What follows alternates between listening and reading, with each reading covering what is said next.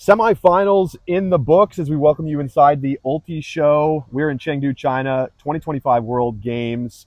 The USA and Canada will face off tomorrow in the final. She's Robin Fennig. I'm Charlie Eisenhood. Robin, two very interesting, super exciting semifinals. And Canada in the first game coming away with a 13-9 win over Germany. The O-line did not get broken. They've only been broken 3 times in the tournament, and I think we saw the Canadians play their best game so far. Yeah, Canada has been extremely efficient. I agree. I think it was their best offensive performance. I was interested to see how missing, I think their linking kind of hybrid player, Brittany Dos Santos, being out with a knee injury, how that was going to impact their offensive attack. Well, Thomas Edmonds making a spectacular catch to win the game for Canada at 13-9, but really just a complete performance up and down the roster. What did you like about what they were able to do defensively against Germany? You know, they were forcing Germany to take really risky shots, especially cross-field. I thought they did a good job of disrupting the throwing rhythm of some of their primary throwers who haven't been super challenged. And I thought reset defense was particularly strong. Again, forcing cutters to have to make risky throws downfield. And then they were able to convert at a high margin of efficiency. Well, in the other semifinal, the USA coming away with a 13-9 win, but it really felt closer than that. France had a chance to break to take half. They gave it back, and then USA took half. USA gets a couple of breaks right away to start the second half. It looks like they might run away with it. And then a couple of gifts, a couple of things bounced France's way, some mistakes from the US, and all of a sudden they had a chance to break. They were on the goal line. Leo Stangenek has a throw into the end zone to tie it at 10s. But it comes up empty, and then the U.S. able to get a couple more breaks and put it away. What do you think about what we saw from the U.S. and France? You know, the U.S. did such a great job of pressuring resets and making it so hard for the French offense to maintain possession. It forced them to have to be more aggressive, I think, than they wanted to. I also loved the adjustment to push Benvignon downfield. He scored some goals early, and then it was a pretty quiet performance from him. And he's been a talismanic quarterback for the offense and keeping the offense moving. I also thought defensively, France did an amazing job. They did a great job of taking advantage of the kind of the careless clearing at times we saw from the U.S. A lot of those drops in the second half happened when a United States offensive player was clearing into the active cutting space with a throw up, and France was able to just opportunistically kind of flash hands or bodies in spaces to kind of just distract that execution. And then both teams did a great job of converting on those short field opportunities, and it was quick tempo in transition. The opposing defense never got to set. I really thought that France was going to convert on more of those opportunities in the second half, but the United States ramped up the defensive pressure every time they opened the door.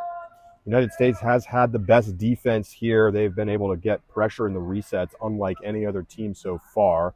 They're going to need to do that again tomorrow against Canada. The problem for the U.S., though, it doesn't feel like we're going into a typical World Championship final where there's kind of this sense of inevitability of the United States.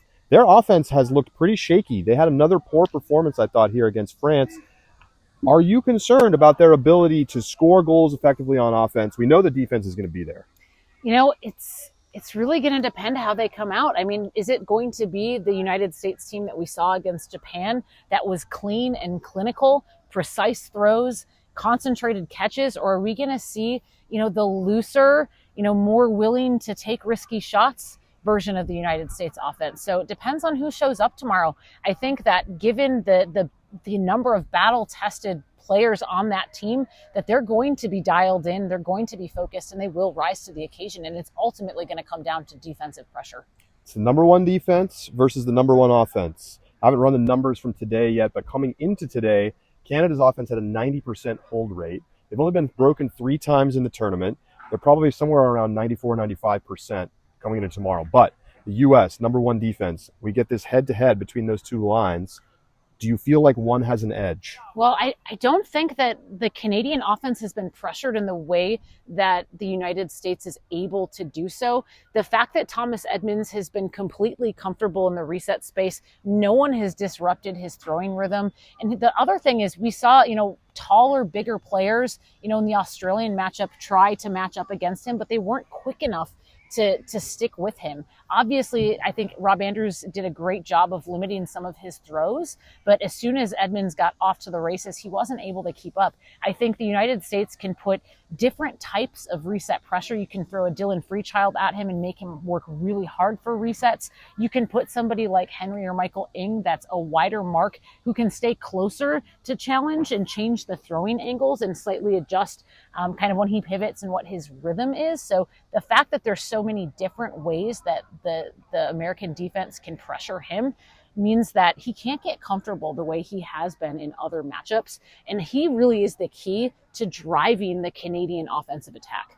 Yeah, it's going to be fascinating. I mean, he played well, I thought, today against Conrad Schlur, who is certainly a very challenging mark, but it does feel like Freechild is exactly the right player to cover him and cause problems. I was really interested today. Quinn Snyder continued to get open on the break side, and Edmonds was able to find him time and again to keep their offense flowing in kind of those early looks. Will they get that tomorrow against the U.S.? I mean, the U.S. coaching staff's so good at game planning for specific offenses. I feel like Canada's going to finally start giving up some breaks. The question for me is whether the U.S. does the same on the other side. Yeah, and I think that for Canada, if Lauren Kimura can step into that reset handler role, we've gotten to see her push down field a little bit more today against Germany, where she was able to kind of keep the offensive attack moving for Canada at times. A lot of the turnovers for the Americans have been in the reset space. If they can clean that up, and a lot of them have been unforced errors, if they can just clean up their reset game just marginally, I think that they'll be able to attack against the Canadian defense. I'm expecting Flo Dion to have a big defensive game.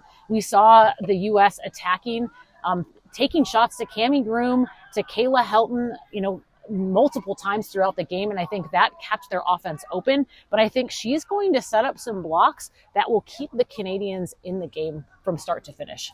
Well, it's going to be very exciting. The game is at 5:30 p.m. Eastern Time. Before we go, just quick thoughts. We have Germany-France, bronze medal match.